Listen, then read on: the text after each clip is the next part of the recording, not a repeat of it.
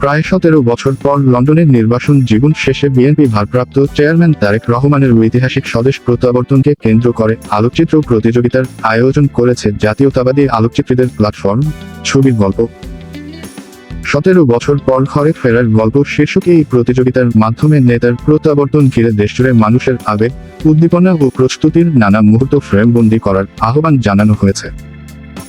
আয়োজকদের পক্ষ থেকে জানানো হয়েছে, প্রতিযোগিতাটি 3টি ক্যাটাগরিতে অনুষ্ঠিত হবে। গ্রুপ এ তে থাকবে মোবাইল ফটোগ্রাফি, শৌখিন সিঙ্গেল ইমেজ।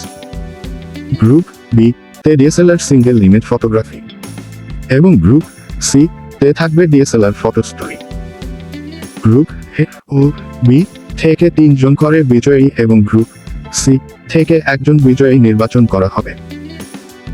বিজয়ীদের জন্য থাকছে drone, laptop, smartphone, digital camera সহ আকর্ষণীয় পুরস্কার।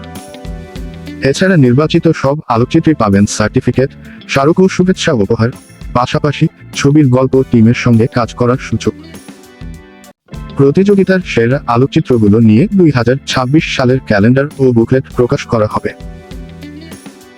আয়োজকরা জানিয়েছেন, নির্বাচিত ছবির কপিরাইট আলোকচিত্রীর কাছেই থাকবে, তবে অবাণিজ্যিক প্রয়োজনে ছবিগুলো ব্যবহারের অধিকার সংরক্ষণ করবে ছবির গল্প। এ বিষয়ে ছবির গল্প এর প্রধান আলোকচিত্রী খালেদ হোসেন পরাগ বলেন, প্রিয় নেতার ঐতিহাসিক স্বদেশ প্রত্যাবর্তন ঘিরে সারা দেশের মানুষের মধ্যে যে আবেগ ও উদ্দীপনা তৈরি হয়েছে তা আজীবনের জন্য সংরক্ষণ করতেই আমাদের এই ক্ষুদ্র প্রয়াস।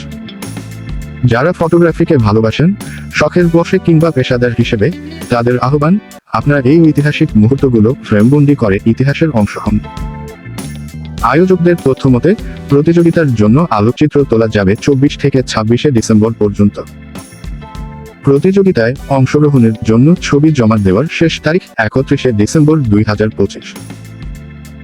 আলোকচিত্রগুলোতে তারেক রহমানের দেশে ফেরাকে কেন্দ্র করে সমর্থকদের প্রত্যাশা, আবেগ, উদ্দীপনা, ব্যানার, পোস্টার, বরণ প্রস্তুতি, জনসমাগম এবং নিবেদিত প্রাণ সমর্থকদের প্রতিকৃতি তুলে ধরতে পারবেন অংশগ্রহণকারীরা।